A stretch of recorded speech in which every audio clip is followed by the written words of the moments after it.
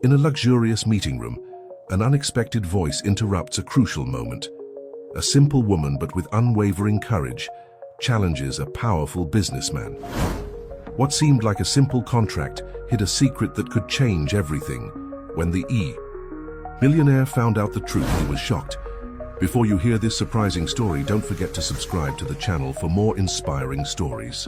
The clock on the wall of the conference room read 2:58 p.m. 2 minutes until the start of the negotiation that could change the fate of Horizon Construction, one of the largest real estate companies in the country. The air conditioner hummed softly, in contrast to the palpable tension that hung in the air.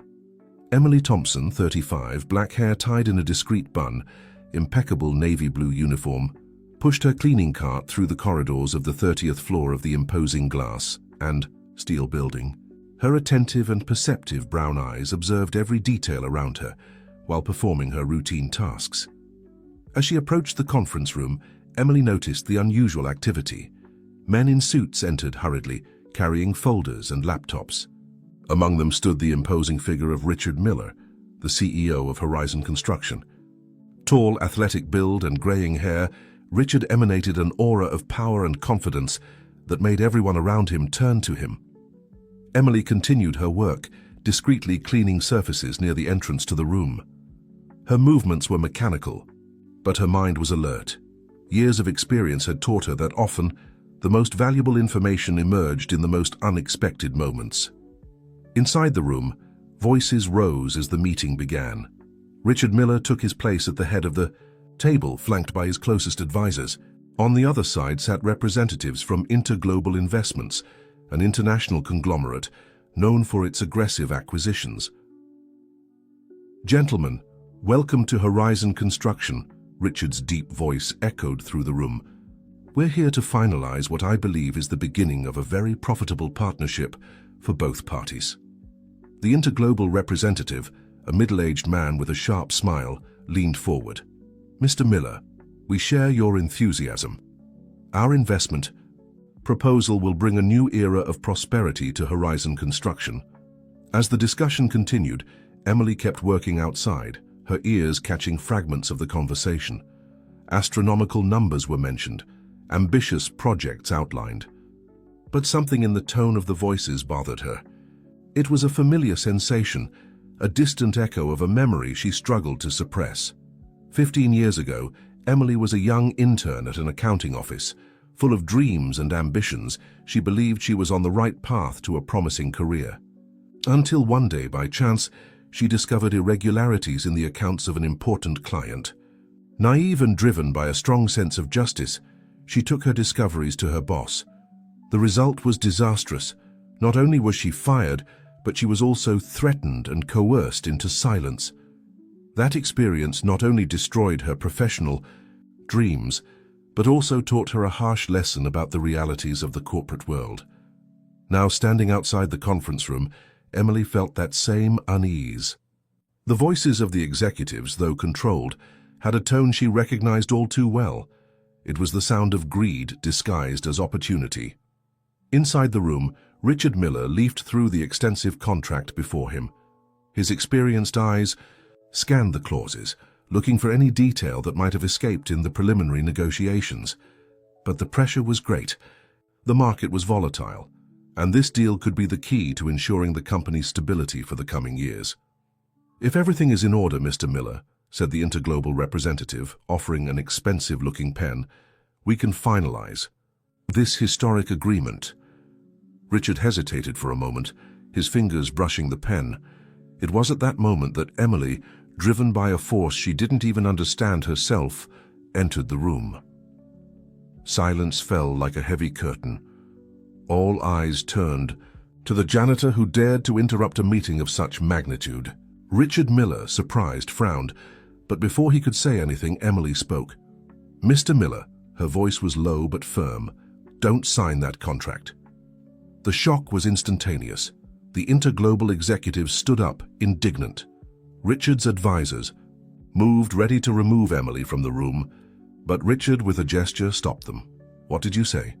he asked, his voice a mixture of curiosity and irritation. Emily, feeling the weight of all the gazes upon her, took a deep breath. "Sir, I shouldn't interfere, but something isn't right. I know that look, that rush to close the deal. Please, review the contract one more time. There's something that's escaping notice." The Interglobal representative laughed, a cold and disdainful sound. "Mr. Miller, surely you won't let a janitor interrupt this crucial negotiation?" Richard looked at Emily, then at the contract in his hands. Years of business experience had taught him to trust his instincts, and at that moment, something in his instincts resonated with the words of this unknown woman. "Gentlemen," I ask. "That you give me a moment," said Richard, his voice calm but firm. He stood up, taking the contract with him, and headed to a corner of the room. The minutes that followed seemed to stretch for hours. Emily remained where she was, aware of the hostile glares from the executives, but determined not to back down. She knew her action could cost her job, but the memory of her past and the consequences of her previous silence kept her firm. Finally, Richard Miller returned to the table. His face was pale, but his eyes shone with renewed intensity. "Gentlemen from Interglobal," he began, his voice controlled but with a hint of steel. "I appreciate your proposal, but I'm afraid we can't proceed with this agreement." The room exploded in protests and exclamations of surprise. The Interglobal representative, his face red with anger, stood up abruptly. "This is outrageous. You can't simply—" Richard interrupted him with a firm gesture. "I can and I will. There are clauses in this contract that were not previously discussed, and which, if implemented, would give Interglobal majority control over Horizon Construction in less than a year. This is not a partnership, gentlemen. It's an attempt at a hostile takeover." Chaos ensued in the room. Accusations were exchanged. Veiled threats were made. Amid the confusion, Emily tried to discreetly withdraw, but Richard stopped her with a look. When the Interglobal representatives finally left, leaving behind promises of legal retaliation, the room fell into a heavy silence. Richard turned to Emily, who remained standing, tense, awaiting the consequences of her action. "What's your name?" asked Richard, his voice surprisingly gentle. "Emily Thompson, sir." Richard observed her for a long moment before speaking again. "Miss Thompson, you just saved my company from disaster. How did you know?" Emily hesitated, memories of her past flowing through her mind. "Experience, Mr. Miller, an experience that cost me dearly." Richard nodded slowly, understanding. There was more to that story than she was willing to share at that moment. "Well, Miss Thompson, I owe you a debt of gratitude. I'd like to—" But before he could finish, the door to the room opened abruptly. Helen Rodriguez, the Human Resources Director, entered, her face a mask of contained fury. "Richard, what happened here? I'm receiving reports that a janitor interrupted the most important meeting of the year." Emily felt her heart sink. She knew what would come next. Years of experience in the corporate world had taught her that people in her position were disposable, no matter what they did. Richard looked from Helen to Emily, his face unreadable. For a moment, Emily thought she saw a flash of— what? Admiration? Gratitude? But soon he composed himself, resuming his CEO posture. "Helen, please escort Miss Thompson to your department. We have much to discuss about today's events." As she was escorted out of the room, Emily held her head high. She knew she was probably losing her job, but she didn't regret it. She had done what was right, and that, she had learned, was worth more than any financial security. What Emily didn't know, as she left the 30th floor, was that her life was about to change in ways she could never have imagined. The decision she had made that afternoon had not only saved Horizon Construction, but would also trigger a series of events that would test her courage, her integrity, and, above all, her ability to believe in herself and others. As the elevator doors closed, taking her back to the ground floor, Emily couldn't predict that this simple act of courage would be just the first step in a journey that would take her from the shadows of corporate corridors to the center of a story of redemption, love, and power. The sun had barely risen when Emily arrived at the door of the small apartment she shared with her son, Jack, 12, and her younger brother, Chris, 28. Her hands trembled slightly as she turned the key in the lock. The weight of yesterday's events still weighed on her shoulders. Upon entering, she was greeted by the familiar aroma of freshly brewed coffee. Chris, sitting at the kitchen table with a cup in his hands, looked up at her. His pale face and sunken eyes were a constant reminder of his struggle with a chronic illness that prevented him from working. "Tough night?" he asked, noticing Emily's deep, dark circles. She nodded, setting her bag on the counter. "You have no idea how much." Before she could elaborate, Jack emerged from his room, messy hair and wrinkled school uniform. "Mom, you're here! I thought—" "I was going to miss you taking me to school." Emily forced a smile, hugging her son. "Never, sweetheart. Come on, have your breakfast. We need to leave in 15 minutes. While Jack devoured his toast, Emily exchanged a meaningful look with Chris. He immediately understood that something serious had happened. "Jack, why don't you go brush your teeth? Your mom and I need to talk for a minute," said Chris, affectionately ruffling his nephew's hair. As soon as the boy left, Emily collapsed in the chair, the tears she had held back for hours finally escaping. What happened?" Chris asked, concerned. Between contained sobs, Emily recounted the events of the previous day. The meeting, her intervention, Richard Miller's reaction, and finally her meeting with Helen Rodriguez. "They fired me, Chris," she concluded, wiping away tears. "They said it was for protocol violation and interference in confidential company matters. As if I had a choice. I couldn't stand by and watch it happen." Chris held his sister's hand, his face a mixture of concern and admiration. "You did the right thing, Em. You always do." "And what good does doing the right thing do?" she retorted, the bitterness evident in her voice. "I'm unemployed with bills to pay, your treatment, Jack's school." The sound of footsteps interrupted the conversation. Jack returned, his backpack on, oblivious to the drama unfolding. "I'm ready, Mom." Emily quickly composed herself, forcing a smile. "Great, honey, let's go." On the way to school, Emily struggled to maintain her composure. Jack, observant as he was, noticed his mother's tension. "Did something happen, Mom?" Emily hesitated.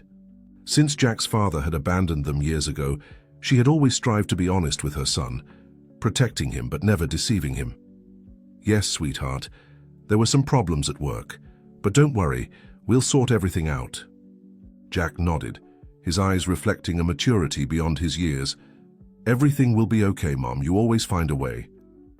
Those simple words, full of innocent confidence, almost broke Emily again. She swallowed the lump in her throat and smiled at her son. After dropping Jack off at school, Emily wandered the streets of the neighborhood, her mind a whirlwind of worries and desperate plans. She needed to find a new job, and fast. The savings she had set aside wouldn't last long, especially with the costs of Chris's treatment. It was then that she noticed a man standing across the street, watching her. Something about him seemed familiar. Emily quickened her pace, turning a corner. To her surprise and apprehension, the man followed her. Her heart raced. Could it be problems related to Interglobal? Had they discovered her address? 1,000 scenarios passed through her mind as she desperately searched for a way out. Turning abruptly, she faced the pursuer. "What do you want?" The man raised his hands in a placating gesture. "Ms. Thompson, please, don't be alarmed. My name is Andrew Sanders. I'm Mr. Richard Miller's personal assistant." Emily felt a wave of relief, immediately followed by a new wave of anxiety. "What does Mr. Miller want with me? Isn't it enough that he fired me?" Andrew seemed genuinely surprised. "Fired? Miss Thompson, there's been a misunderstanding. Mr. Miller wants to speak with you personally. He sent me to find you and bring you to him." Emily's distrust was palpable. "And why should I trust you?" "Because," Andrew replied, extending an envelope, "Mr. Miller asked me to give you this as proof of his intentions." With trembling hands, Emily opened the envelope. Inside was a check with an amount that made her eyes widen, along with a handwritten note. "Ms. Thompson, your action yesterday saved my company from disaster. This is just a small token of my gratitude. Please meet me to discuss your future at Horizon Construction. Richard Miller." Emily looked from the check to Andrew, her mind spinning with the implications. I don't understand. Andrew smiled, gently. Mr. Miller was deeply impressed with your integrity and insight. He wants to offer you a position in the company. But what about Ms. Rodriguez? She made it very clear that I was fired. Ah, Andrew said, his smile widening. Let's just say that Ms. Rodriguez had a long conversation with Mr. Miller last night.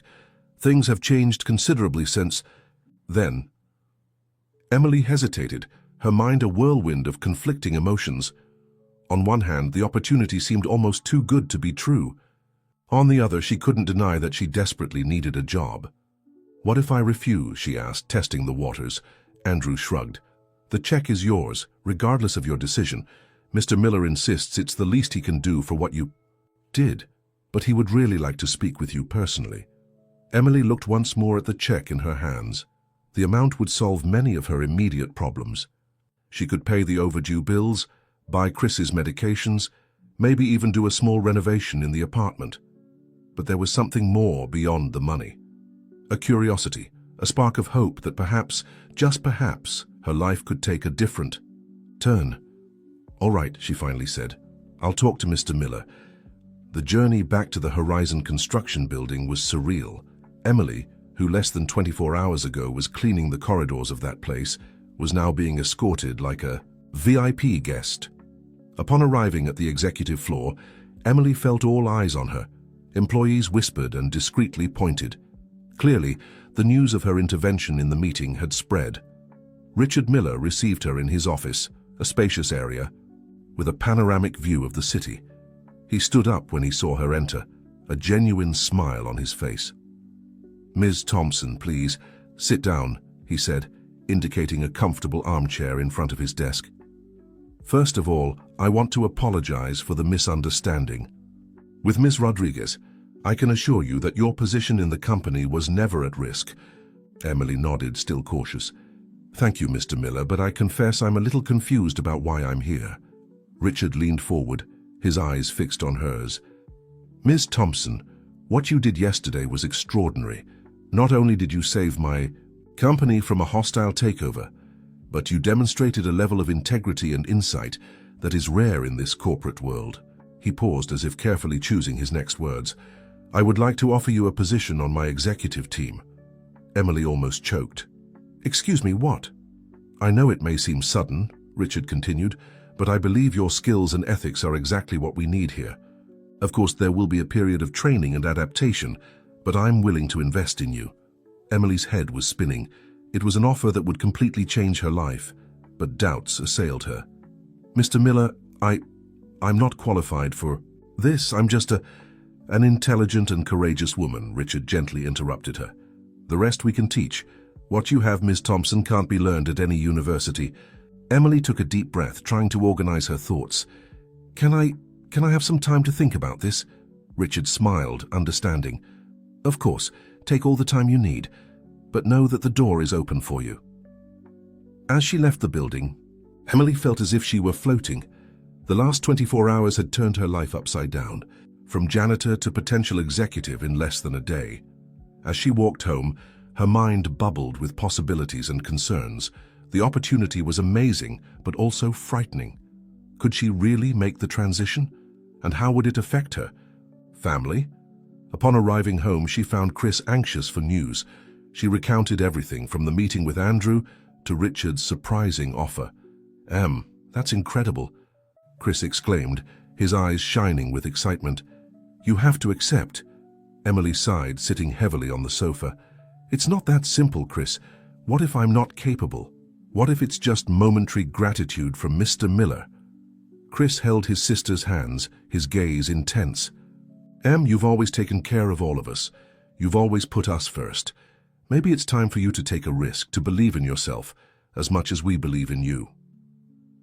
Chris's words resonated deeply with Emily. She thought of Jack, of how this opportunity could change his future. She thought of Chris and how she could provide him with better treatment. That night, lying in her bed, Emily made her decision. Tomorrow she would accept Richard Miller's offer. It would be the beginning of a new journey, full of challenges and uncertainties, but also of hope and possibilities. What Emily didn't know was that her decision would trigger a series of events that would test not only her professional skills, but also her heart and her deepest values. The corporate world she was about to enter held secrets and dangers she could barely imagine. As sleep finally enveloped her, Emily couldn't predict that her life was about to intertwine in unexpected ways with that of Richard Miller, nor that the forces that had tried to take control of Horizon Construction were still lurking, waiting for the right moment to strike again. Tomorrow would bring not just a new job, but the beginning of a journey that would test the limits of her courage, integrity, and ability to love and trust again. Morning arrived with a mixture of expectation and apprehension for Emily. She looked at herself in the mirror, adjusting the new blazer she had bought the night before, a piece that consumed a good part of her savings, but which she considered a necessary investment for her new life. "You look beautiful, Mom," said Jack, standing at the bedroom door, his eyes shining with admiration. Emily smiled, pulling her son in for a hug. "Thank you, sweetie. Remember, Aunt Lucy will pick you up for school today, okay? Mommy has an important day ahead." Jack nodded, his expression serious. "Everything will be fine, Mom. You're the smartest person I know." Those simple words filled Emily's heart with courage. With one last look in the mirror, she took a deep breath and left, ready to face her new challenge. The Horizon Construction building seemed different that morning. It wasn't the physical structures that had changed, but Emily's perspective. Where before she saw only corridors to clean, now she saw possibilities and challenges. Andrew, Richard's assistant, was waiting for her in the lobby. "Good morning, Ms. Thompson. Mr. Miller is waiting for you in his office." The elevator rose silently to the executive floor. Emily could feel the curious glances of employees as she passed. Clearly, her presence there was causing a buzz. Richard Miller greeted her with a warm smile. "Ms. Thompson, it's good to see you. I hope you're ready for your first day." Emily nodded, trying to hide her nervousness. "I'm eager to begin, Mr. Miller." "Great," said Richard, standing up. "Let's start with a tour of the company. I want you to know each department, each process. Your unique perspective will be valuable in all aspects of our business." The next few hours were a true immersion in the world of Horizon Construction. Emily was introduced to directors, managers, and employees of all levels. She eagerly absorbed every piece of information, asking insightful questions that surprised even the most experienced executives. During lunch, Richard took her to an elegant restaurant near the office. As they ate, he observed her with curiosity. "Emily," he began, using her first name for the first time, "I'm impressed with your capacity for absorption. You have a unique perspective on our operation." Emily blushed slightly at the compliment. "Thank you, Mr. Miller. I've always been observant. When you work behind the scenes, as I did, you learn a lot about how things really work." Richard nodded. "Thoughtful. That's exactly why I want you on my team. You see things that we, often blind to the executive routine, don't notice." The conversation flowed naturally, covering everything from business strategies to personal stories. Emily was surprised at how at ease she felt in Richard's presence. Back at the office, Richard took her to a meeting room where the executive team was gathered. The tension was palpable when Emily entered. "Ladies and gentlemen," Richard announced, "I'd like to officially introduce Emily Thompson.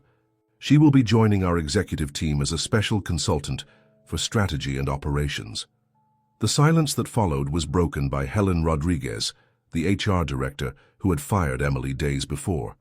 "With all due respect, Richard, this is absurd. Ms. Thompson is not qualified for this position." Emily felt her stomach sink but maintained her composure. Richard, for his part, remained calm. "Helen, I understand your concern, but Ms. Thompson has demonstrated a unique understanding of our operation and an integrity that is exactly what we need at this moment." Other executives began to murmur, some in support, others in doubt. Emily took a deep breath and stepped forward. "If I may," she began, her voice firm despite her internal nervousness, "I understand that my presence here may seem unusual. I don't have the traditional background you would expect. But what I do have is a unique perspective. I know this company from an angle that few know. I've seen the daily challenges, heard the concerns of employees at all levels, and I believe I can bring valuable insights to improve our operations and our corporate culture." A thoughtful silence followed her words. Slowly, some executives began to nod, impressed with her eloquence and confidence. Richard smiled, proud. "Well said, Emily. Now let's get to work. We have a lot to do." The following weeks were a whirlwind for Emily. She devoted herself intensely to learning every aspect of the business, often being the first to arrive and the last to leave the office. Her innovative ideas and practical approach began to gain respect among colleagues, even the most skeptical. One night, while working late, Emily was surprised by Richard entering her office. "Still here, Emily? You've been working harder than all of us combined." She smiled, tired but satisfied. "There's so much to learn, Mr. Miller. I want to make sure I'm up to the challenge." Richard observed her for a moment, an indecipherable expression on his face. "You're exceeding all expectations, Emily, but don't forget to live your life too. How is your son and your brother?" Emily hesitated, surprised that he remembered her family. "They're fine, thank you. Jack is adapting to the new school and Chris, well, he's struggling, but he's strong." Richard nodded, understanding. "If you need any help, don't hesitate to tell me. Your family is important." Those words touched Emily deeply. For the first time, she saw Richard not just as her boss, but as someone who genuinely cared. However, not everything was rosy. Emily began to notice strange looks and whispered conversations when she passed by. One day she overheard a conversation between two executives. "Did you see how Richard looks at her? I bet there's more to this story than just a consultancy." Emily felt her face burn with anger and shame. She knew her rapid rise would generate gossip, but she didn't expect her integrity to be questioned in this way. Determined to prove her worth, Emily dived even deeper into her work. She began to develop an ambitious project to improve the company's operational efficiency, something that could save millions. One night, while presenting the project to Richard in his office, she noticed something strange. A document on his desk caught her attention. It was a report on Interglobal, the company that had almost bought Horizon Construction. "Mr. Miller," she began hesitantly, "forgive me if I'm intruding, but is Interglobal still a threat?" Richard stared at her for a long moment before responding. "Emily, what I'm about to tell you is extremely confidential. Interglobal hasn't given up. They're making behind-the-scenes moves, trying to destabilize our company. I suspect we have an internal informant." Emily's heart raced. She didn't expect her innocent question to reveal something so serious. "What can we do?" she asked, her mind already working on the possibilities. Richard smiled, but it was a tense smile. "That's why you're here, Emily. I need someone I can trust completely, someone who sees things from a different angle. Together, we're going to protect this company and everyone who depends on it." At that moment, Emily realized that her new job was much more than she had imagined. It wasn't just about spreadsheets and reports. It was about protecting dreams, jobs, and the legacy of a company that, she was beginning to realize, meant much more to her than she had ever expected. As she left the office that night, Emily felt the weight of responsibility on her shoulders, but she also felt a renewed determination. She had faced challenges before and overcome them. This would just be another battle, and she was ready to fight. What Emily didn't know was that the following weeks would test not only her professional skills, but also her heart. The line between the personal and the professional would begin to blur, and she would find herself at the center of a plot much larger than she could imagine. As she walked home under the starlit city sky, Emily couldn't predict that her destiny and that of Richard Miller were about to intertwine in ways that would change their lives forever. The clock read 11:30 p.m. when Emily finally arrived home. The apartment was quiet, illuminated only by the soft light of a lamp in the living room. Chris, sitting on the sofa with a book in his lap, looked up when he heard the door open. "Another long night?" he asked, his voice a mixture of concern and admiration. Emily nodded, dropping her folder on the table and collapsing next to her brother. It's been like this every day. There's so much to learn, so much to do. Chris observed his sister for a moment. Em, are you happy with all this? The question caught Emily by surprise. She pondered for a few seconds before answering. I'm fulfilled. It's challenging, sometimes scary, but I feel like I'm making a difference.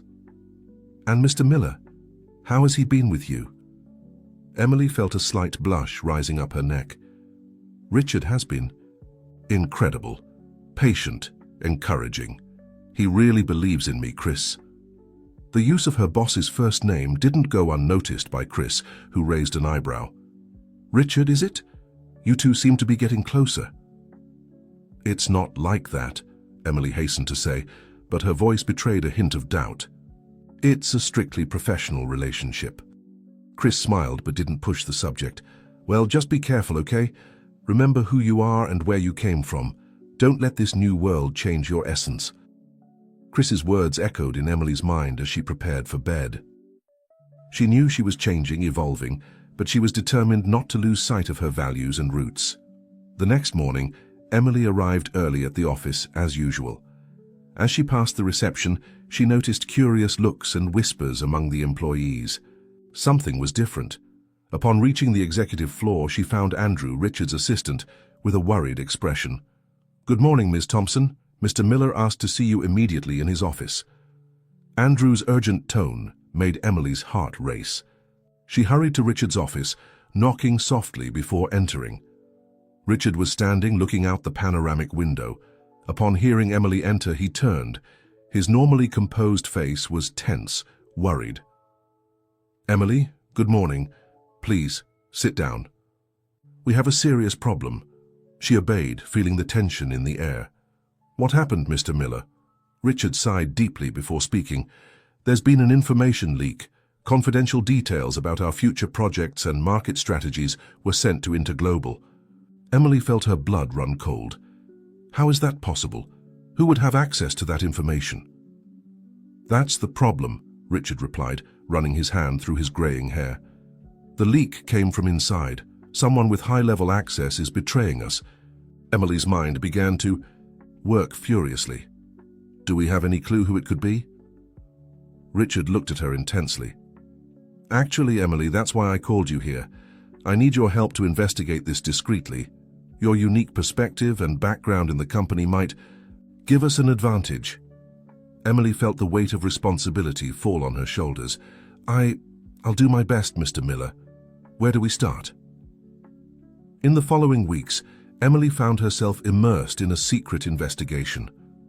She analyzed records, observed behaviors, and looked for patterns that might indicate who was responsible for the leak. The work was exhausting and often frustrating. Emily found herself spending entire nights at the office, reviewing documents and cross-referencing information. Her dedication didn't go unnoticed by Richard, who often stayed late to help her. One night, as they worked together, Richard paused, looking at Emily with a soft expression. You're amazing, you know. I don't know what I'd do without you at. This moment, Emily felt her heart race at the compliment. Thank you, Mr. Miller, I'm just doing my job. Richard, he gently corrected. I think after all this, we can address each other by our first names, can't we? She nodded, a slight blush rising up her neck. Richard, I really believe we're going to discover who's behind this. He smiled, his eyes fixed on hers. For a moment, the air between them seemed charged with a different tension, not related to work. Richard took a step toward her, opening his mouth as if to say something more. At that moment, Emily's phone rang, breaking the moment. It was Chris, concerned about her prolonged absence. While talking to her brother, Emily noticed Richard moving away, an indecipherable expression on his face. She ended the call quickly, feeling a confusing mixture of emotions. Is everything okay? Richard asked, his voice neutral. Yes, it was just my brother. He gets worried when I work late. Richard nodded, understanding. You should go home. Emily, we've done enough for today. On the way back home, Emily couldn't stop thinking about the moment she had with Richard. She knew she was developing feelings for him, but struggled to keep everything strictly professional. In the days that followed, Emily noticed a subtle change in Richard's behavior. He seemed more distant, more formal. She wondered if she had done something wrong, or if he too was struggling with conflicting feelings. The investigation continued, and Emily was getting closer and closer to discovering the truth. Her suspicions began to focus on Helen Rodriguez, the HR director, who had always opposed her presence in the company. One day, while reviewing some old emails, Emily found something that made her heart stop. It was an exchange of messages between Helen and an interglobal executive, dated weeks before the attempted acquisition. With trembling hands, Emily printed the emails and ran to Richard's office. She entered without knocking, breathless and wide-eyed. "Richard, I found something. I think I know who the traitor is." Richard stood up, alarmed by her abrupt entrance. "Emily, what happened? What did you discover?" She held out the papers, quickly explaining her discovery. Richard read the messages, his face growing paler with each line. This is unbelievable," he muttered. "Helen? All this time?" Emily observed as Richard absorbed the information. She could see the pain and betrayal in his eyes. Helen was a long-time employee, someone he implicitly trusted. "What do we do now?" Emily asked softly. Richard looked at her, his eyes full of determination. "We're going to confront her. Right now." They headed to Helen's office, hearts racing.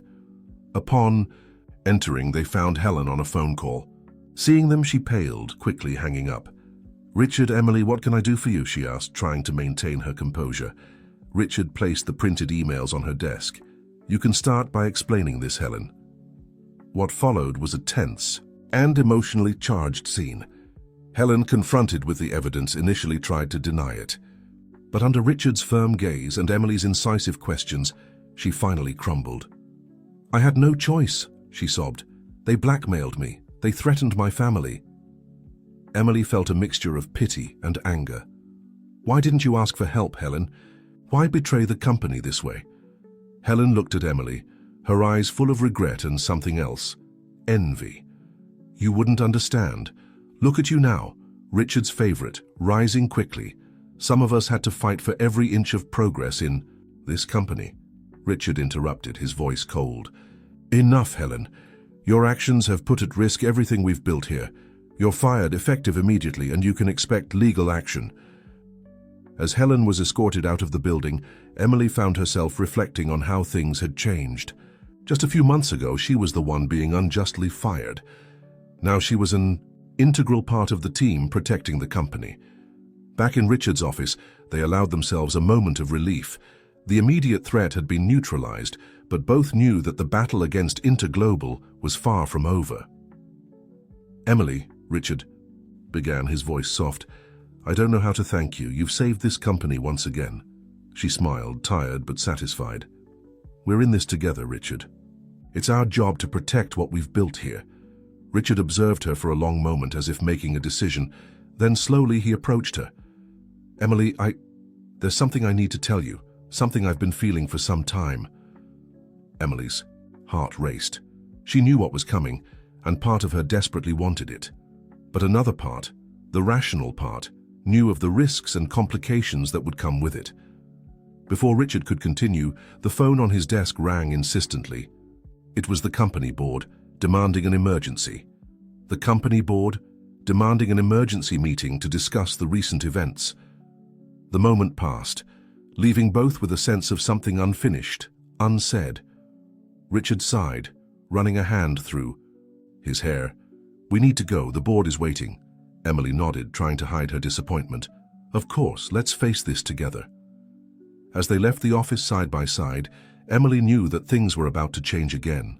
The immediate threat had been contained, but new challenges awaited them. And amid all this, there was this growing tension between her and Richard, an attraction that could no longer be ignored. The future was uncertain, but Emily was sure of one thing. Her journey at Horizon Construction was far from over. With each new challenge, she became stronger, more confident. And who knows what fate had in store for her and Richard.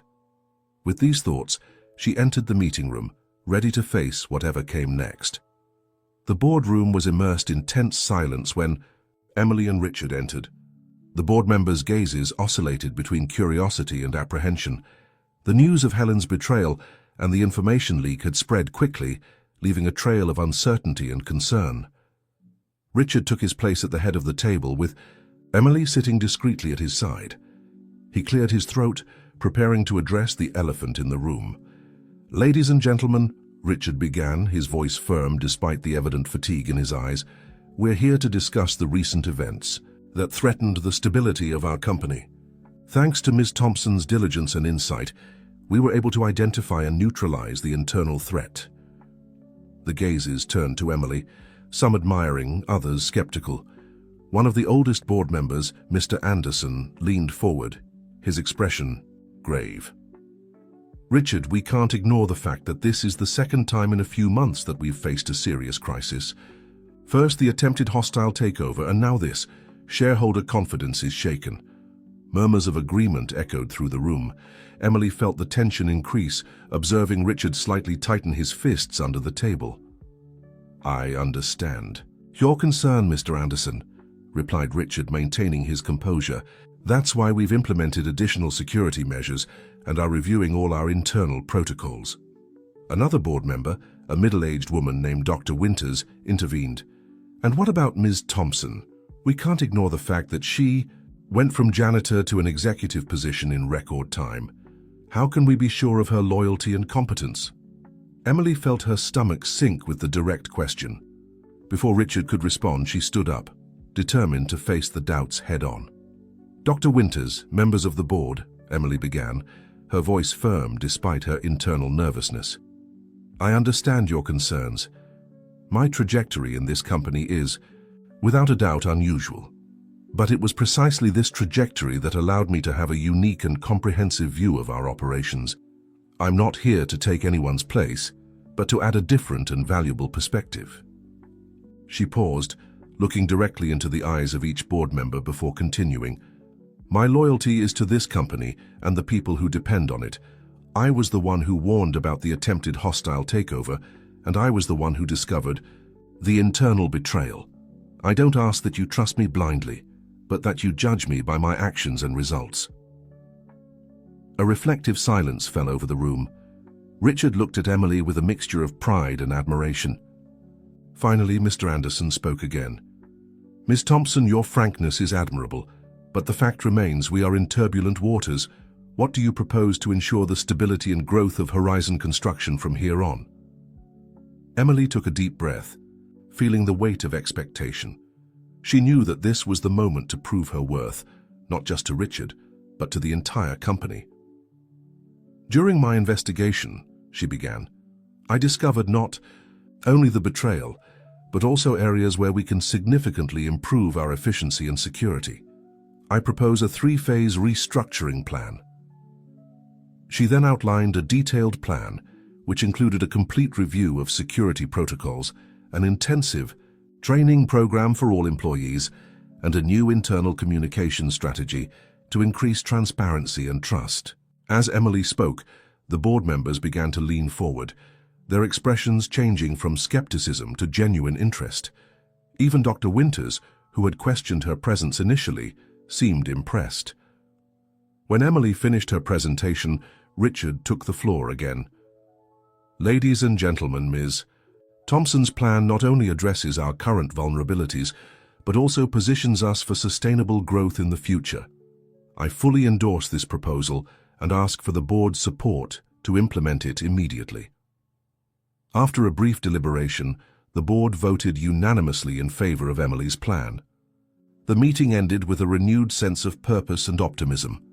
As they left the meeting room, Richard pulled Emily to a discreet corner. "You were incredible in there," he said, his eyes shining with admiration. "You not only saved the situation, but also charted a new path for us." Emily smiled, feeling a wave of relief and satisfaction. "Thank you, Richard. I just hope I can fulfill everything I promised." "I'm sure you can," he replied, gently placing his hand on her shoulder. "And I'll be by your side every step of the way." Richard's touch sent an electric current through Emily's body. Their gazes met, and for a moment the world around them seemed to disappear. The tension between them, long repressed, threatened to overflow. But before either of them could act, Richard's phone rang, breaking the moment. It was Andrew, his assistant, with an urgent call from an important client. Richard sighed, clearly frustrated by the interruption. "I need to take this, but Emily, we need to talk about many things. How about dinner tonight, to celebrate our victory and discuss the future?" Emily hesitated for a moment. She knew that this dinner could change everything. The line between professional and personal, already thin, could be completely erased. But she also knew that she could no longer deny her feelings. "Of course, Richard, I'd love to." As Richard moved away to take the call, Emily found herself reflecting on how her life had changed dramatically in such a short time. From janitor to a key piece in the company, she had repeatedly proven her worth. But now she faced a new challenge, navigating the complex feelings she was developing for her boss and mentor. The rest of the day passed in a blur of activities. Emily immersed herself in work, beginning to implement parts of her restructuring plan. But at the back of her mind, the thought of dinner with Richard persisted, a mixture of expectation and apprehension. At 7 p.m., Emily left the office, heading to the elegant restaurant where they had arranged to meet. Dressed in a simple but elegant black dress, another recent purchase that reflected her new position, she felt nervous in a way she hadn't experienced in years. Richard was already waiting for her at the table, a warm smile lighting up his face when he saw her. "Emily, you look stunning," he said, standing up to pull out the chair for her. The dinner began with light conversation about work, but soon drifted to more personal topics. Richard talked about his childhood, his dreams, and the struggles he faced to build Horizon Construction. Emily, in turn, shared more about her life, about Jack and Chris, about the challenges she faced as a single mother. As the night progressed, the connection between them deepened. There were moments of laughter, of mutual understanding, and of silences loaded with meaning. Finally, after dessert, Richard placed his hand over Emily's. "Emily, I can no longer pretend that what I feel for you is just professional admiration. I know our situation is complicated, but..." At that moment, Emily's phone vibrated insistently. It was a message from Chris. "Emergency. Jack had an accident at school. We're at the hospital." Emily's world seemed to collapse. She stood up abruptly, quickly explaining the situation to Richard. Without hesitation, he grabbed his car keys. "I'll take you to the hospital. Come on, there's no time to lose." In the car, Emily's mind was a whirlwind of worries. Richard, sensing her distress, held her hand, offering silent comfort. At that moment, Emily realized that, regardless of what happened between them, Richard was someone she could trust, both professionally and personally. Arriving at the hospital, they ran to the emergency room. Chris met them in the corridor, his face pale with concern. Thank God you've arrived. Jack broke his arm during physical education class. He's okay, but scared." Emily ran to the room where Jack was, with Richard following closely. Seeing her, son lying on the hospital bed, his arm in a cast and his eyes full of tears, Emily felt her heart tighten. "Mom," Jack whimpered upon seeing her. Emily gently hugged him, whispering words of comfort. Richard stood at the door, observing the scene with a mixture of concern and something more. A growing realization that his feelings for Emily went beyond what he had imagined. Seeing her as a mother, so caring and strong, only deepened his admiration and affection. The following hours were a blur of medical consultations, paperwork, and decisions. Richard remained by Emily's side the entire time, offering silent support and dealing with the hospital bureaucracy. When they finally received discharge, it was past midnight. Richard insisted on taking them home, carrying a sleepy Jack to the apartment. At the apartment door, Emily turned to Richard, exhausted but deeply grateful. "Richard, I don't even know how to thank you for everything." He smiled softly, his eyes full of emotion. "No need to thank me, Emily. I care about you, about all of you." There was a moment of loaded silence, both aware that something had changed between them that night. It wasn't just attraction or professional admiration. It was something deeper, more complex. "We still need to have that conversation," Richard said softly. Emily nodded. Yes, we do, but not today. Today, I just want to thank you for being here. Impulsively, she leaned in and gave a soft kiss on Richard's cheek. It was a simple gesture, but loaded with meaning. Good night, Richard, she whispered. Good night, Emily, he responded, his voice hoarse with emotion. As she closed the door, Emily knew that her life was once again on the verge of a big change. The challenges at Horizon Construction, her evolving relationship with Richard, the needs of her family, all of this mixed into an uncertain future but full of possibilities. With a tired but hopeful sigh, Emily prepared for bed, knowing that tomorrow would bring new challenges and perhaps new joys. Her journey was far from over, and she could hardly wait to see where the next chapter would lead her. The days that followed Jack's accident were a whirlwind for Emily. Balancing the demands of her new role at Horizon Construction with the needs of a recovering son proved to be a greater challenge than she had expected. However, to her surprise, she found unexpected support in Richard. On a particularly hectic morning, Emily arrived at the office looking exhausted. She had spent the night awake with Jack, who was suffering from pain in his cast arm. Richard, noticing her state, called her to his office. Emily, he began, his voice gentle, you seem to be overloading yourself. Maybe it's time we consider some changes.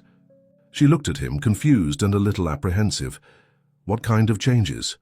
Richard smiled, reassuring. I've been thinking, what do you think about implementing a flexible work program? Not just for you, but for all employees with similar family responsibilities. Emily's eyes widened at the suggestion. That would be amazing, Richard. But would the board approve something like this? Leave the board to me, he replied with a confident smile. Besides, who better to lead this initiative than you? Your personal experience will be invaluable in developing a program that truly meets the needs of employees. Emily felt a wave of gratitude and something more, a growing admiration for this man who continued to surprise her with his understanding and progressive vision. In the following weeks, Emily dived into the new project with renewed enthusiasm. She conducted research, interviewed employees, and developed a comprehensive plan to implement flexible schedules and remote work options. The program, named Horizon Flexible, was an immediate success. Employees reported greater job satisfaction and better work-life balance. Productivity increased, and Horizon Construction began to be seen as an innovative company in work practices. One day, while Emily was presenting the preliminary results of the program to Richard in his office, she noticed something different in his look. There was admiration, certainly, but also something deeper, more personal. Emily, he began, his voice soft, you have been a blessing to this company, not only for your exceptional work, but for making us see things from a different perspective. She blushed at the compliment, feeling her heart race.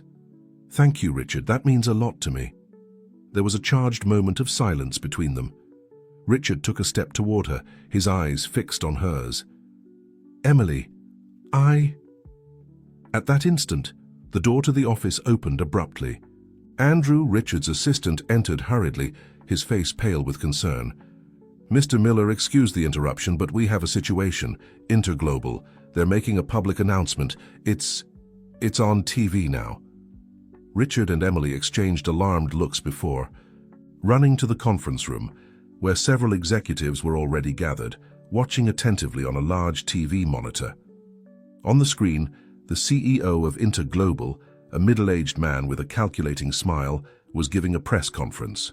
It is with great enthusiasm that we announce our intention to acquire Horizon Construction. We believe this merger will bring immeasurable benefits to both companies and to the market as a whole. The room exploded in exclamations of shock and indignation. Richard, his face a mask of contained fury, turned to his team. How is this possible? We rejected all their offers. Emily, her brain working quickly, suddenly had a flash of understanding. Richard, she said quietly, pulling him to a corner, I think I know what's happening. Remember those hidden clauses in the original contract? I bet they found a legal loophole to force the acquisition. Richard's eyes widened with the realization. My God, you might be right. But how do we combat this? Before Emily could respond, her phone vibrated. It was a message from an unknown Number, not everything is as it seems. There's more to this story than you know. Meet me in the parking lot in 10 minutes if you want the truth. Emily showed the message to Richard, both hesitant about how to proceed. It could be a trap, Richard warned. Or it could be our only chance to understand what's really happening, Emily countered. After a moment of deliberation, they decided that Emily would go to the meeting with Richard and discreet security on standby in case something went wrong. In the shadowy parking lot, Emily waited nervously when a figure emerged from the shadows. To her surprise, it was Helen Rodriguez, the former HR director who had been fired for leaking information. "Helen," Emily exclaimed, shocked. "What are you doing here?" Helen seemed nervous, constantly looking over her shoulder. "Emily, I made terrible mistakes, I know. But there are things you and Richard need to know. Interglobal, they're not the real enemy here." "What do you mean?" Emily asked, cautious but intrigued. Helen took a deep breath before continuing. "Interglobal's acquisition attempt is just the tip of the iceberg. There's someone within the Miller family itself who is orchestrating all of this, someone who wants to see Richard out of the company at any cost." Emily felt her blood freeze. Who? Richard's brother, Thomas Miller. He always felt that he should be in charge of the company. He has been working behind the scenes with Interglobal, providing inside information and manipulating situations to force Richard to sell. Emily's mind was spinning with this new information. She knew Richard had a brother, but he was rarely mentioned. "Why are you telling me this now, Helen?" Helen's eyes filled with tears. "Because I was used. Thomas blackmailed me, using information about my past. But I can't live with this guilt anymore. Richard and the company don't deserve this." At that moment, Richard emerged from the shadows, having heard the entire conversation. His face was pale with shock and betrayal. "Thomas, my own brother," he murmured, the pain evident in his voice. Emily instinctively placed her hand on his shoulder, offering silent comfort. Helen handed Emily a flash drive. "Here's all the evidence I managed to gather. Emails, call records, financial transactions. It's all there." Richard looked at Helen, a mixture of gratitude and distrust in his eyes.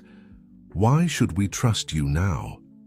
"Because," Helen replied, her voice trembling, "I'm willing to testify, to take my part in the blame. It's time to correct my mistakes." The silence that followed was heavy, loaded with implications. Emily looked at Richard, seeing the storm of emotions in his eyes. "What do we do now?" she asked softly. Richard straightened his shoulders, a fierce determination replacing the initial shock. "Now, we fight. For the company, for our employees, and for the truth." As they returned to the office, Emily felt the weight of responsibility on her shoulders. They were about to enter a battle that could redefine not only the future of Horizon Construction, but also their own lives. What they didn't know was that this revelation was just the beginning. The following weeks would test not only their professional skills, but also the strength of their evolving relationship. As they prepared to face Thomas and Interglobal, Emily and Richard would have to navigate turbulent emotional waters, confronting painful truths about family, loyalty, and love. The road ahead was uncertain, but one thing was clear. Together, they were a force to be reckoned with, and they wouldn't give up without a fight. Richard Miller's office, normally a bastion of calm and professionalism, now pulsed with a tense and frantic energy. Emily, Richard, and a small team of trusted individuals spent the last 48 hours immersed in the information provided by Helen, unraveling a web of intrigue that went far beyond what any of them could have imagined. "I can't believe it," murmured Richard, running his hand through his graying hair in a gesture of frustration. "Thomas, my own brother. How could he do this?" Emily, sitting beside him, gently placed her hand on his arm. "Richard, I know it's difficult, but we need to focus. What are we going to do with this information?" Richard raised his eyes, meeting Emily's compassionate gaze. For a moment, he allowed himself to lean on that silent strength she offered. Then, straightening his shoulders, he turned to the gathered team. "All right, let's recap what we know," he said, his voice regaining the firmness of leadership. "Thomas has been secretly working with Interglobal for months, possibly years. He provided inside information, manipulated contracts, and even orchestrated situations to destabilize our position in the market. Andrew, Richard's assistant, intervened. "Sir, the evidence is solid. We have emails, bank transfer records, even audio recordings of secret meetings. The problem," continued Emily, "is how we use this information without completely destroying the company's reputation. If this leaks to the press, the scandal could sink Horizon Construction." The silence that followed was heavy, each person in the room aware of the enormous implications of their next actions. Finally, Richard spoke, his voice loaded with determination. "We're going to confront him. Directly. No press, no public scandal. At least not yet." Emily looked at him, surprised. "Are you sure? He might deny everything, destroy evidence." "He's my brother," Richard answered, a mixture of pain and resolution in his eyes. "As much as this hurts me, he deserves the chance to explain his actions. And maybe there's still a way to resolve this within the family." The team exchanged uncertain looks, but no one dared to question Richard's decision. Emily, however, felt a pang of concern. She admired Richard's integrity, but feared that his family ties might blind him to the real danger Thomas represented. In the hours that followed, a plan was meticulously elaborated. Richard would call an urgent family meeting, claiming health issues as a pretext. Emily and the security team would be on standby, ready to intervene if necessary. The next morning, Emily found herself at the Miller mansion, an imposing mansion that exuded history and power. Hidden in a room adjacent to the library where the meeting would take place, she could hear the muffled voices of Richard and Thomas. "Brother, what a pleasant surprise." Thomas's voice sounded jovial, with no trace of the betrayal he had perpetrated. "I hope it's nothing serious. You mentioned concerns about your health." "Actually, Thomas," Richard's voice was controlled, but Emily could detect the underlying tension. "It's not about my physical health. It's about the health of our company team and our family." There was a pause, and Emily could imagine Thomas's expression changing. "What are you talking about, Richard?" Thomas's voice now had a hint of caution. "I'm talking about your secret collaboration with Interglobal, about how you've been working to undermine our company from within." The silence that followed was deafening. Emily felt her heart race, imagining the scene unfolding on the other side of the door. Finally, Thomas spoke, his voice a mixture of indignation and disdain. "These are serious accusations, brother. Do you have proof of these ridiculous allegations?" "I do," Richard responded firmly. "Emails, financial records, recordings. Thomas, why? Why would you do this to our family, to our parents' legacy?" There was a sound of sudden movement, and Emily had to restrain herself from entering the room. "Legacy?" Thomas's voice now overflowed with bitterness. "What legacy, Richard? The legacy of always being second best? Of seeing you inherit everything while I was left with the crumbs?" "What are you talking about?" Richard's voice sounded genuinely confused. "We always divided everything equally. You chose to follow your own path." "Chose?" Thomas laughed. "Without humor. Or was I subtly pushed out? It was always you, Richard. The prodigal son, the natural heir. I was just an afterthought." Emily could hear the pain in Thomas's voice, years of resentment finally coming to the surface. She wondered how many families had been torn apart by misunderstandings and unmet expectations. "Thomas, I didn't know you felt this way." Richard's voice was loaded with emotion. "But that doesn't justify what you did. You put at risk not just the company, but the lives of thousands of employees who depend on us." There was another sudden movement, and this time Emily couldn't contain herself. She entered the library in time to see Thomas advancing threateningly toward Richard. "You don't understand," Thomas shouted, his face contorted with anger and pain. "I was going to fix everything. After Interglobal took over, I was going to regain control, restore the Miller name to its rightful place." Richard, maintaining calm in the face of his brother's fury, spoke softly. "Thomas, the Miller name isn't about power or control. It's about integrity, about building something that benefits everyone. What you did that stains everything our parents built." The words seemed to hit Thomas like a physical punch. He staggered backward, all the anger draining from his body, leaving only a broken and defeated man. "And now," he asked, his voice a hoarse whisper, "are you going to turn me over to the police? Destroy what's left of our family?" Richard looked at Emily, who had remained silent, observing the scene unfold. Their eyes met, a silent conversation passing between them. Finally, Richard turned to his brother. "No, Thomas. I'm not going to turn you over to the police, but you can't continue in the company, and you'll have to collaborate fully to undo the damage you caused." Thomas raised his eyes, a mixture of surprise and relief on his face. You would give me that chance?" "Yes," Richard replied firmly, "because we're family, and because I believe that deep down, you're still the brother I knew and loved. But Thomas, this is your last chance. There won't be another." The hours that followed were a whirlwind of activity. Lawyers were called, documents were signed, and a plan was drawn up to neutralize the interglobal threat without publicly exposing Thomas's involvement. When everything was finally resolved, it was already night. Emily found Richard on the mansion's veranda, looking pensively at the garden illuminated by the moon. "Are you okay?" she asked softly, joining him. Richard sighed deeply. "Honestly, I don't know. Part of me is relieved that we resolved the situation without a public scandal, but another part feels betrayed," Emily gently completed. "Yes," he agreed, "and I wonder if I did the right thing giving him another chance." Emily placed her hand over his, a gesture of comfort and support. "You followed your heart, Richard, and your integrity. That's what makes you the leader you are." Richard turned to her, his eyes shining with contained emotion. "Emily, I don't know what I would have done without you these past few months. You've been my rock, my moral compass." They looked at each other, the air between them charged with unspoken emotion. Slowly, almost hesitantly, Richard leaned toward her.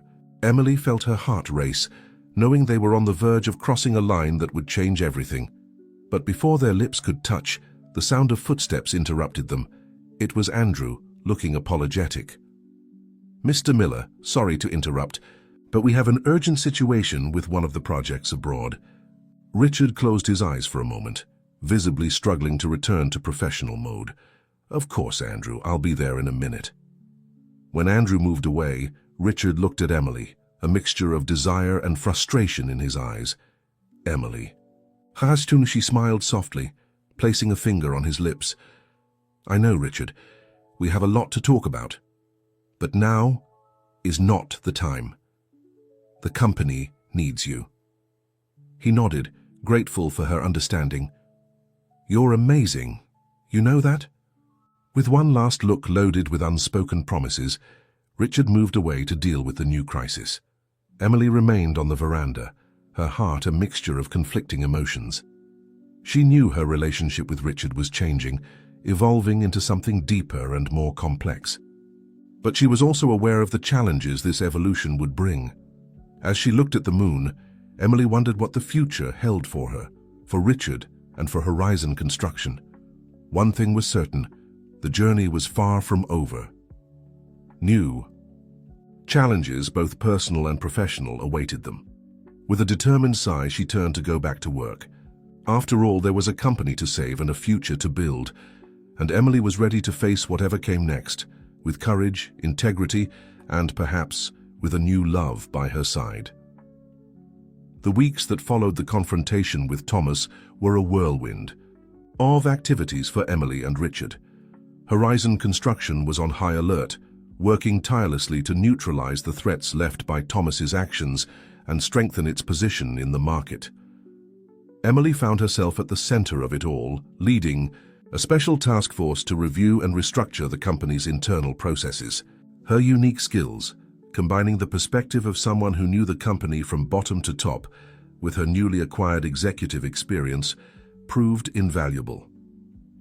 One afternoon, while working late in her office, Emily was surprised by a soft knock on the door. It was Richard, looking tired, but with a gleam of determination in his eyes. "Still working?" he asked, a soft smile on his lips. Emily smiled back, feeling that familiar wave of warmth that Richard's presence always provoked. There's always more to do, and I thought you'd gone home hours ago. Richard entered, closing the door behind him. Actually, I wanted to talk to you, away from the curious ears and eyes of the office. Emily's heart raced. They had been so busy in recent weeks that they barely had time to breathe, much less address the almost intimate moment they had shared on the night of the confrontation with Thomas. Of course, she replied, trying to keep her voice calm. What do you want to talk about? Richard approached, sitting in the chair in front of her desk. First, about work. The board is extremely impressed with your performance during this crisis. They want to formalize your position as Chief Operating Officer. Emily blinked, surprised. Chief Operating Officer? Richard, that's wow. He smiled, genuinely happy with her reaction. You deserve it, Emily. More than deserve it. You've saved this company more than once. Don't know what to say, she murmured, still processing. The news. Say yes, Richard replied softly. Then, hesitating for a moment, he continued, but there's something else I want to discuss with you, something more personal. The air in the room seemed to become denser, charged with expectation. Emily felt her heart race even more. Richard, Haj, he raised his hand, gently interrupting her. Please let me speak first. Emily, these last few months have been a roller coaster. We've faced crises, betrayals, challenges that I never imagined. And through all of this, you've been my rock, my partner, my... He paused, seeking the right words. I've fallen in love with you, Emily. Not just for your intelligence or professional skills, but for your strength, your compassion, your integrity. Emily felt tears forming in her eyes. Part of her wanted to throw herself into his arms immediately. But another part, the cautious part, the single mother who had faced so many difficulties, hesitated. Richard, I have feelings for you too, strong feelings, but what about the company? People already talk, there are already rumors. If we start a relationship, how will that affect everything we've built? Richard nodded, understanding her concerns. I've thought a lot about this. That's why I want to do things the right way. No secrets, no games. If we decide to move forward with this, we'll be completely transparent. With the board, with the employees, with everyone. Emily stood up, walking to the window to look at the illuminated city outside. Her heart and mind were in conflict. And Jack? And Chris? My life is complicated, Richard. I have responsibilities. She felt his presence behind her, not touching, but close enough to feel the warmth of his body. Emily, I love who you are, all parts of you. Your dedication to your family is one of the things I most admire about you. I'm not asking you to change anything. I'm asking to be part of it, to support you, to be by your side. She turned, meeting his eyes. The sincerity she saw there moved her deeply. It won't be easy, she whispered. The best things in life rarely are, he replied with a soft smile. At that moment, all of Emily's doubts seemed to dissipate. She stepped forward, eliminating the distance between them, and gently pressed her lips against his. The kiss was soft, tender, full of promise. When they separated, both were smiling, a mixture of joy and relief on their faces. So is that a yes? Richard asked, a touch of humor in his voice. Emily laughed, feeling lighter than she had felt in years. Yes, to everything. To the position. To us, to a new beginning. The days that followed were a mixture of professional and personal excitement. As promised, Richard and Emily were completely transparent about their relationship. There were, of course, some raised eyebrows and whispers in the corridors, but the direct and professional way they handled the situation quickly silenced most of the criticism. The adaptation of Jack and Chris to the new situation was surprisingly smooth. Jack, in particular, seemed delighted with Richard, who demonstrated a natural talent for connecting with the boy. A few weeks after the official start of their relationship, Emily was at home, preparing dinner, when she heard laughter, coming from the living room. Peeping through the kitchen door, she saw Richard and Jack absorbed in a board game, with Chris watching and giving tips. The scene filled her with such deep joy that she felt tears in her eyes. It was as if all the pieces of her life were finally falling into place. Later that night, after Jack went to bed and Chris retired to his room, Emily and Richard sat on the veranda, enjoying the night breeze and each other's company. You seem happy. Richard commented, interlacing his fingers with hers. Emily smiled, leaning against him. I am. More than I ever thought would be possible. But, Richard asked, sensing there was something more. She sighed, turning to look him in the eyes. It's not a but, it's more of a... What now? Richard, everything happened so fast. Sometimes I wonder if we're being reckless. Richard considered her words for a moment before responding. I understand your concern, but Emily, look at everything we've faced together. Corporate crises, family betrayals, personal challenges. And at each obstacle, we became stronger, more united. That doesn't seem like recklessness to me. It seems like destiny. Emily felt her heart fill with love for this man who could calm her worries with such gentleness and wisdom. You're right, she said softly. I think I'm still getting used to being happy, to having someone by my side. Richard pulled her closer, kissing her forehead affectionately. Well, you better get used to it because I don't intend to go anywhere. They stayed there, embraced under the starry sky, enjoying the moment of peace.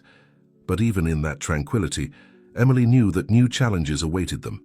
Horizon Construction was still recovering from recent events, and the corporate world was relentless. However, for the first time in a long time, Emily felt truly prepared to face whatever the future might bring. With Richard by her side, with the love of her family, and with the confidence she had gained in herself, she knew she could overcome any obstacle. As the night advanced, Emily made a silent promise to herself. No matter what happened, she would fight for this happiness, for this new life she had built. And with that renewed determination, she allowed herself to dream of a bright future, full of possibilities and love. What Emily didn't know was that fate still had some surprises in store for her. The next chapter of her life would bring challenges that would test not only her professional determination, but also the strength of her newly discovered love. But for now, on that tranquil night, she allowed herself to simply be happy, grateful for the present and hopeful for the future. The months that followed were a period of prosperity and growth, both for Horizon Construction and for the relationship between Emily and Richard. The company, under Richard's renewed leadership and Emily's innovative vision as the new chief operating officer, was quickly recovering from the blows suffered and expanding into new markets.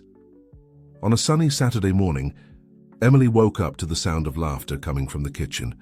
Smiling, she got up and walked silently down the hall, stopping at the kitchen entrance to observe the scene before her. Richard, wearing a ridiculously floral apron, was trying to make pancakes with the enthusiastic but chaotic help of Jack. Chris, sitting at the table with a cup of coffee, watched the scene with an amused smile. I think this one turned out a bit creative, Richard laughed, flipping a pancake that looked more like an abstract art piece. Jack laughed out loud. It looks like an alien, Uncle Richard. Emily's heart filled with joy at hearing Jack call Richard Uncle. In recent months, the bond between the two had strengthened in a way she had never imagined possible. Good morning, family, she said, finally announcing her presence. 3 smiling faces turned to her. Mom, come see the alien pancakes we made, Jack exclaimed, running to hug her. Richard approached, giving her a soft kiss. Good morning, love. I hope you're hungry. We have an intergalactic banquet waiting for you. Breakfast was a mixture of laughter, lively conversations, and pancakes of dubious shapes. Emily observed her family. Yes, she now thought of them as a family, with a feeling of fullness that almost overflowed. Later that day, while Jack and Chris had gone out for a movie session, Emily and Richard took advantage of the moment of tranquility to discuss some pending matters. What do you think about expanding into the Asian market? Richard asked, showing Emily some reports he had brought from the office. She frowned, studying the numbers. It's risky, but the growth potential is enormous. If we make strategic local partnerships, we could minimize the risks and maximize the opportunities. Richard smiled, proud. Exactly what I was thinking. Your business vision never ceases to impress me, Emily. She blushed slightly at the compliment. Even after months together, Richard's recognition still moved her.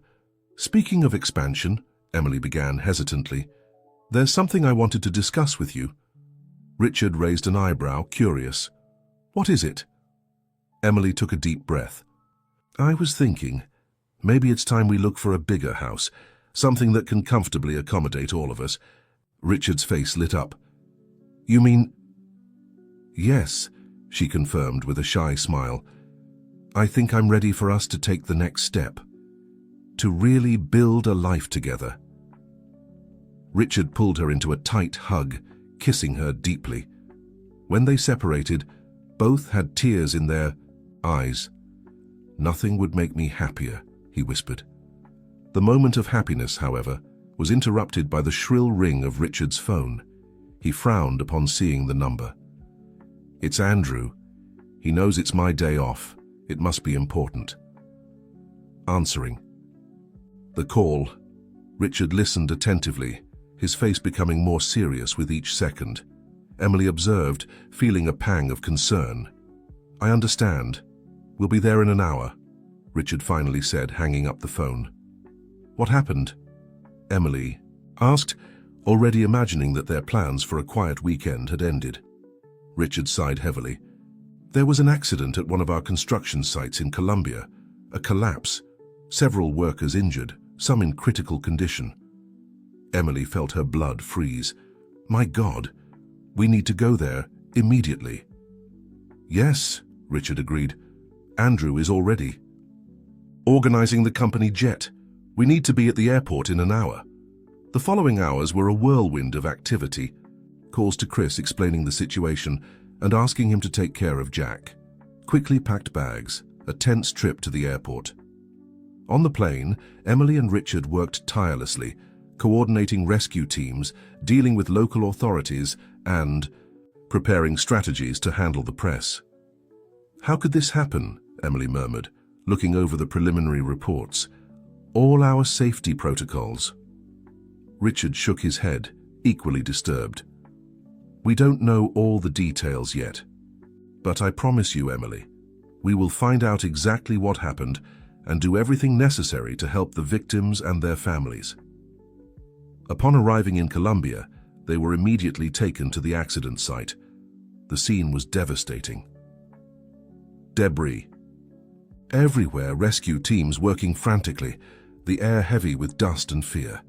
Emily and Richard immersed themselves in the work, coordinating efforts, talking to traumatized employees, offering comfort where they could. The hours dragged on, each minute bringing new crises to be managed. It was during a brief pause when Emily moved away to make a call to Jack, assuring him she was okay, that she heard a conversation that left her frozen. Two local workers, without noticing her presence, were conversing in rapid Spanish. This wasn't an accident, one of them whispered. I heard someone sabotage the supports. Shh, the other replied, looking nervously around. Don't say that. It's dangerous. Emily felt her heart accelerate. Sabotage? If this were true, the implications would be catastrophic. Quickly returning. To Richard, she pulled him aside, sharing what she had heard. His face paled. If this is true, he began, but was interrupted by a shout coming from the excavation area. We found another one. He's alive. The chaos that followed was intense. Emily and Richard observed tense as the rescue teams worked to free the trapped worker. When they finally brought him to the surface, covered in dust and blood, but alive, there was a moment of collective relief. But the joy was brief. As the worker was being rushed to an ambulance, Emily noticed something falling from his pocket. Acting on instinct, she approached and picked up the object. It was a small electronic device, something that definitely shouldn't be there. Exchanging a significant look with Richard, Emily discreetly pocketed the device. They would need to investigate this later, away from curious eyes. As night fell, fatigue began to weigh on everyone. Richard finally convinced Emily to go to the hotel to rest a bit, promising he would call her if there was any news.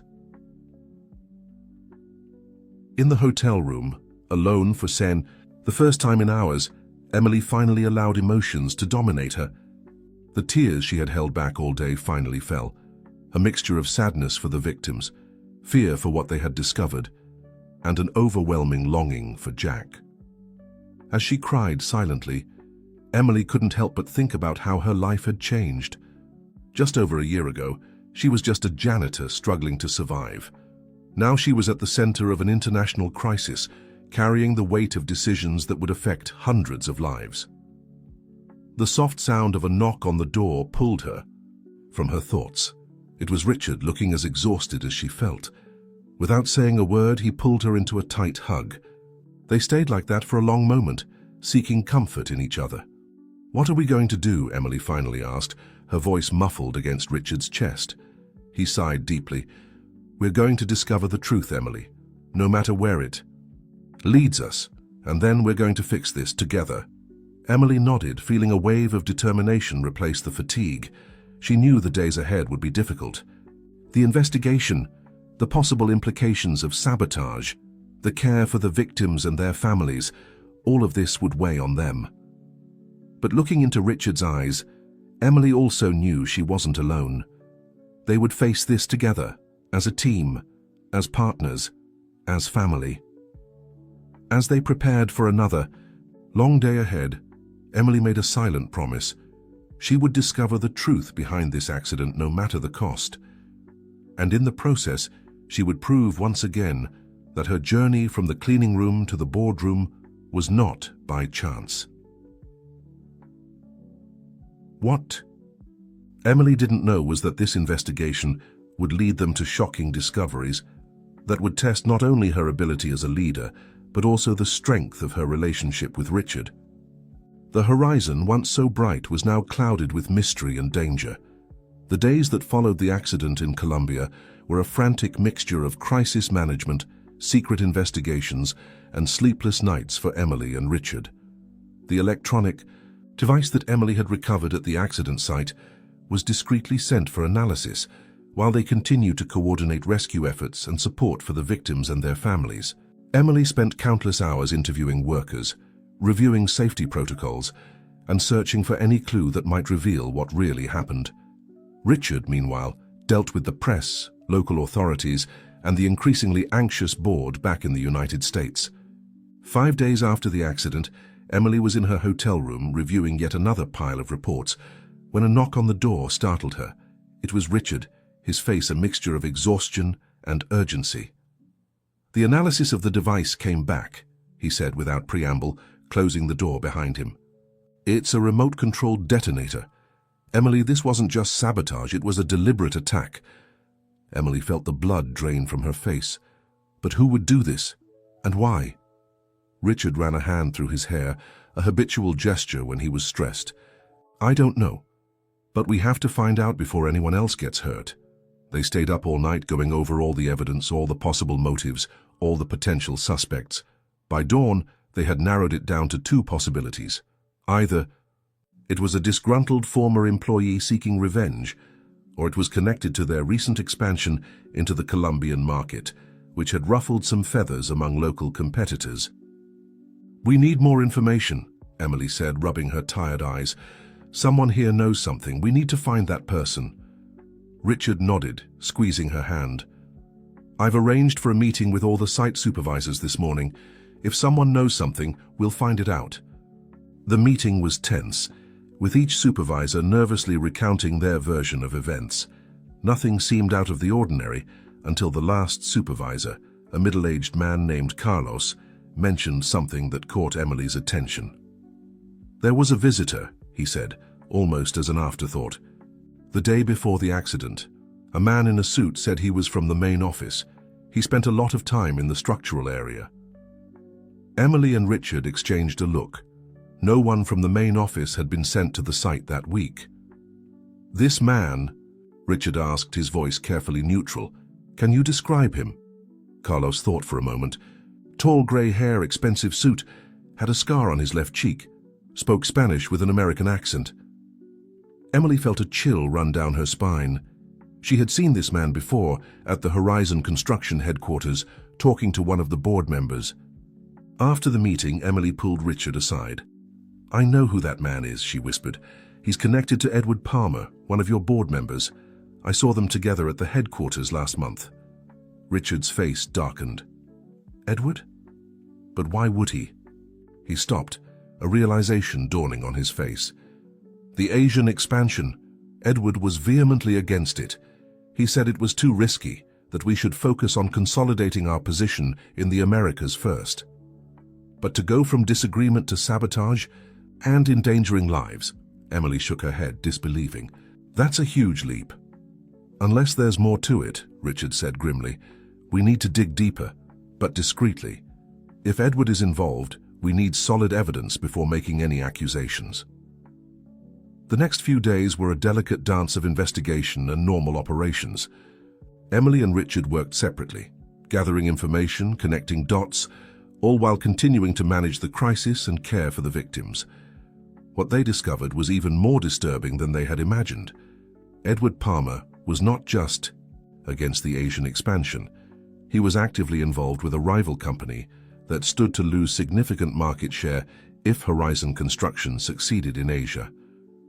The accident in Colombia was meant to create such a crisis that the board would be forced to postpone or cancel the expansion plans.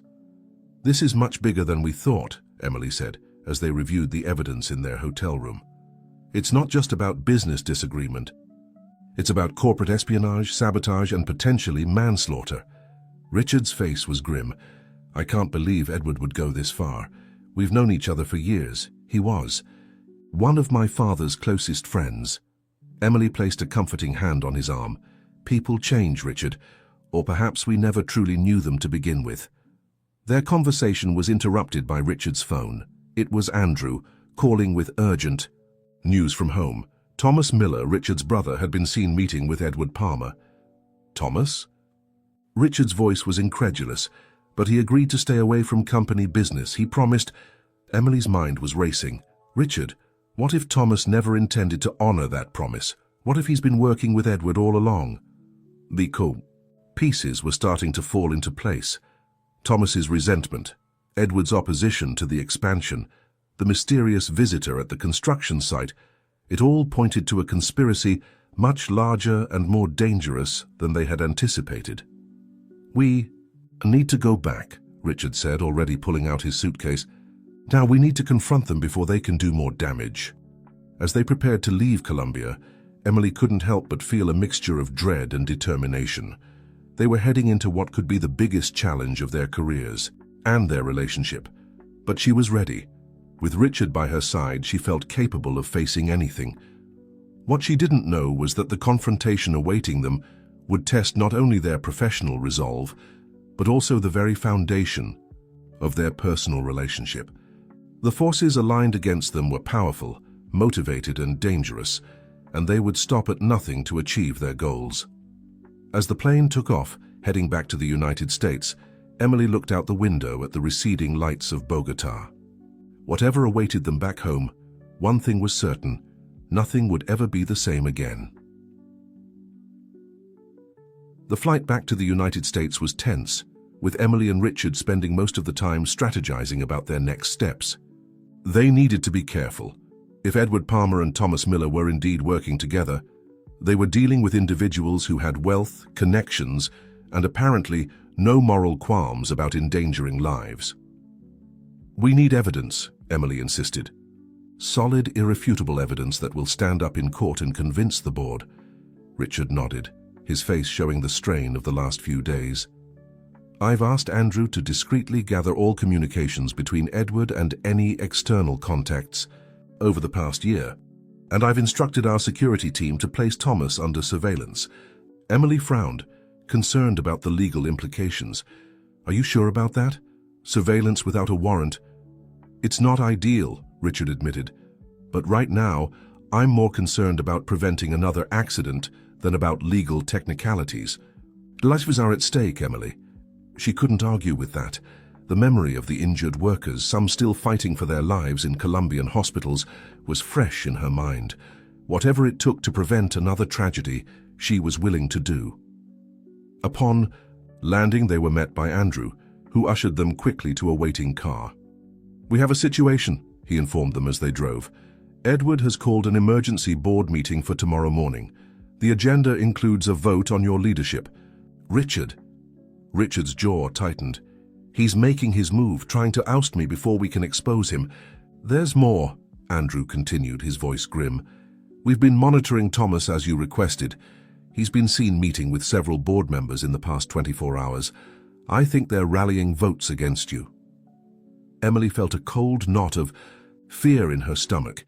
Everything was happening faster than they had anticipated. "What do we have? Any concrete evidence linking them to the Columbia incident?" Andrew handed her a folder. "Some, but not enough. We have financial transfers from an offshore account linked to Edward to a known mercenary group in Colombia.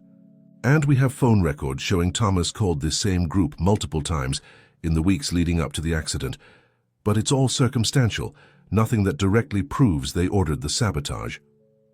Richard slammed his fist against the seat in frustration. "We need more. We need something definitive." Emily was already flipping through the documents, her mind racing.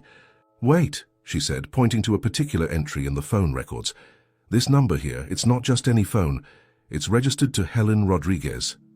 Richard's eyes widened. "Helen? But she's been cooperating with us since the Thomas affair. Why would she be involved in this?" "Maybe she's not," Emily said, an idea forming. "Maybe she's gathering evidence on her own. She did say she wanted to make amends for her past actions." A spark of hope lit Richard's eyes. "If Helen has information, we need to find her. Now."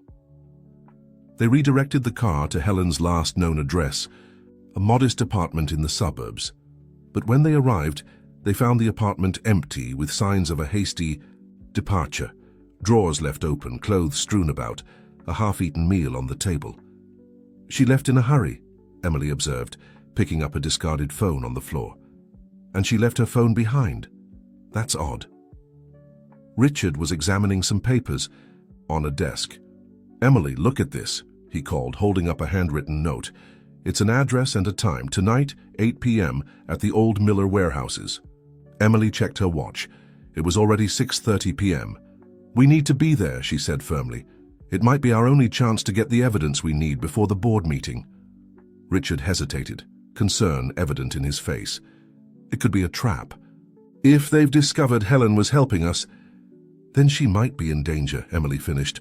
"All the more reason for us to go. But we should bring backup." They quickly formulated a plan. Richard would call a few trusted security personnel to discreetly surround the warehouse, while Emily and Richard would meet Helen inside. They would be wired, with a direct line to Andrew, who would be monitoring from a safe distance. As they prepared, Emily couldn't shake off a feeling of unease. This felt bigger than corporate espionage or family betrayal. There was something else at play, something they were missing. At 7:55 p.m., Emily and Richard approached the warehouse cautiously. The building was old, once the first property of the E. Miller family business before they expanded into construction. It had been abandoned for years, its windows dark and its surroundings deserted. "Stay close," Richard whispered, taking Emily's hand as they entered through a side door. The interior was dim, illuminated only by the moonlight filtering through broken windows.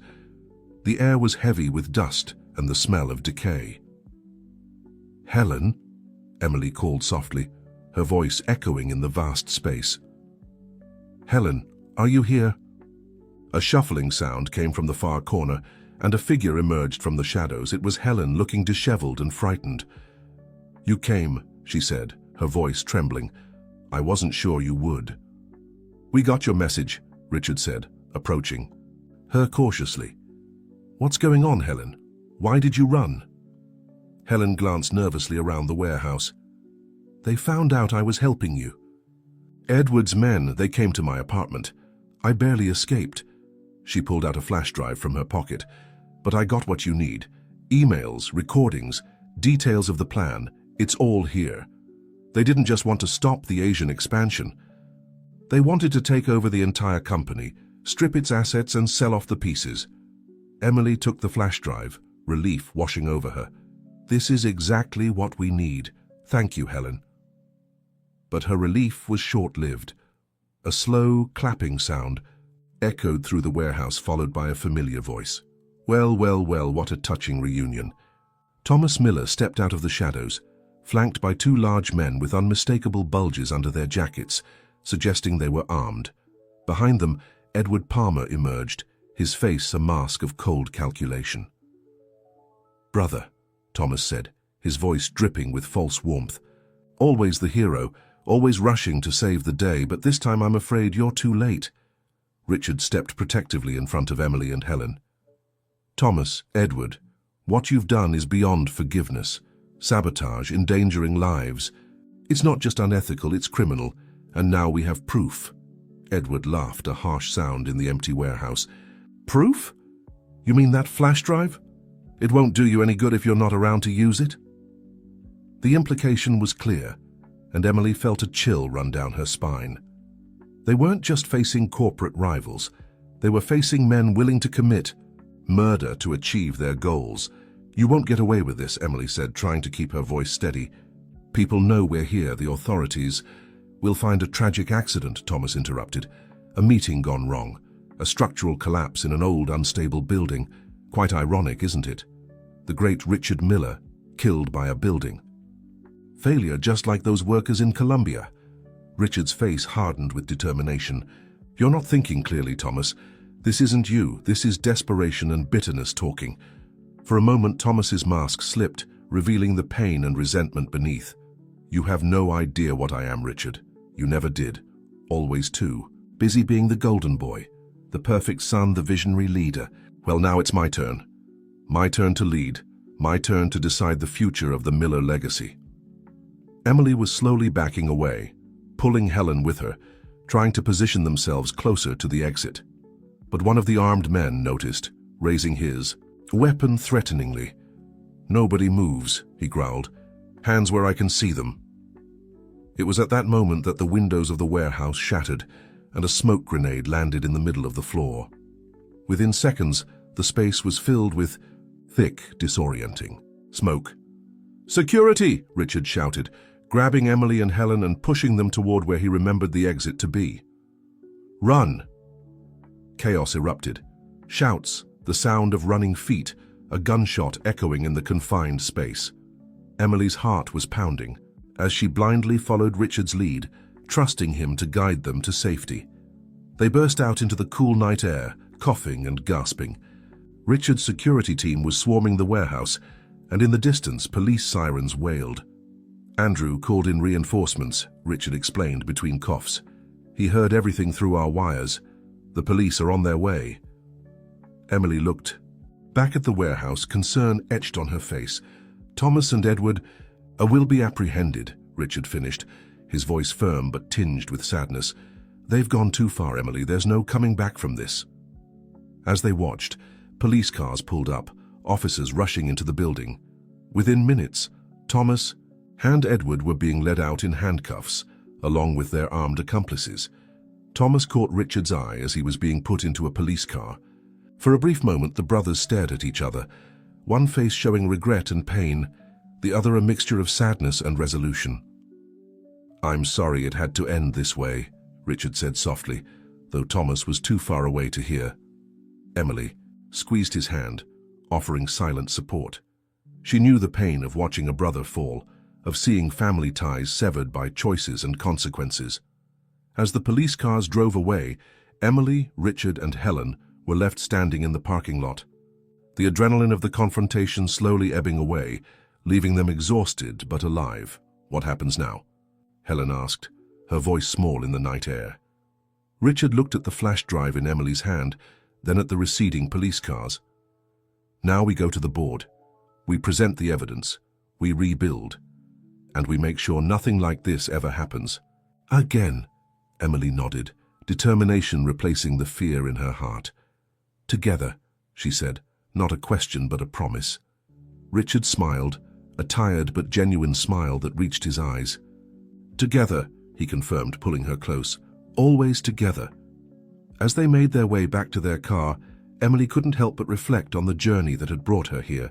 From cleaning floors to facing corporate conspiracies, from single mother struggling to make ends meet, to chief operating officer and partner, to one of the most powerful men in the business world. It was a journey filled with challenges, triumphs, and unexpected turns. But through it all, she had remained true to herself, to her values, to her family. And now, with Richard by her side, She was ready for whatever the future might hold, the good and the bad, the triumphs and the challenges. As the city lights welcomed them back, Emily knew one thing with absolute certainty. Their story was far from over. In fact, in many ways, it was just beginning. The aftermath of the warehouse confrontation unfolded rapidly. Thomas Miller and Edward Palmer were charged with multiple crimes, including corporate espionage, sabotage, and attempted murder. The evidence on Helen's flash drive, combined with the testimonies of Emily, Richard, and Helen herself, painted a damning picture that even the best lawyers would struggle to defend against. The emergency board meeting, initially called to vote on Richard's leadership, became instead a forum for Richard to present the full extent of the conspiracy. The board members, many of whom had been approached by Thomas and Edward for support, were shocked by the revelations. By the end of the meeting, they had unanimously reaffirmed their confidence in Richard's leadership and voted to proceed with the Asian expansion plans. For Emily, the following weeks were a whirlwind of activity. As the new chief operating officer, she was responsible for implementing her crisis response plan, reassuring employees, and working with the legal team to navigate the aftermath of the scandal. The days were long and demanding, but she found a new level of confidence in her abilities. One evening, about a month after the warehouse incident, Emily was working late in her office when Richard appeared at her door, a bottle of champagne, and 2 glasses in hand. "I thought we might celebrate," he said, holding up the bottle. "The final report on the Columbia accident was released today. All our injured workers are expected to make full recoveries, and the site will be ready to resume operations next month." Emily smiled, relief washing over her. "That's wonderful news, Richard. I've been so worried about those workers." Richard poured the champagne and handed her a glass. "You've been incredible through all of this, Emily. The way you handled the crisis, the compassion you showed for the workers, the determination to uncover the truth. I fall more in love with you every day." Emily felt a warmth spread through her chest. That had nothing to do with the champagne. "I couldn't have done any of it without you, Richard. You trusted me, believed in me, even when others doubted." Richard's eyes softened as he regarded her. "I've been doing a lot of thinking lately. About us, about the future." He set down his glass and took her hands in his. "Emily Thompson, these past months have been the most challenging and the most rewarding of my life. And I know with absolute certainty that I want to spend the rest of my days facing whatever comes next with you by my side." Emily's heart began to race as Richard reached into his pocket and pulled out a small velvet box. Opening it, he revealed a stunning diamond ring that sparkled even in the dim light of her office. "Will you marry me, Emily? Will you build a life, a home, a future with me?" Tears welled up in Emily's eyes as she nodded, too overwhelmed for words at first. "Yes," she finally managed, her voice thick with emotion. "Yes, Richard, I will marry you." Richard slipped the ring onto her finger, his own eyes shining with unshed tears, before pulling her into a deep, tender kiss that spoke of all the love, respect, and commitment they shared. When they finally broke apart, Emily looked at the ring on her finger with wonder. "It's beautiful," she whispered. "It was my mother's," Richard explained softly. "She always said it should go to the woman who captured her son's heart completely. That's you, Emily. It's always been you, even before we met. I was just waiting for you to find me." The sentiment nearly overwhelmed Emily again. From janitor to fiancé of the CEO, it was like a fairy tale. But unlike fairy tales, their story had been built on real challenges, real growth, real love. "We should tell Jack and Chris," she said, thinking of her son and brother. "They'll be so excited." Richard smiled, checking his watch. "Actually, I may have already spoken to them about this.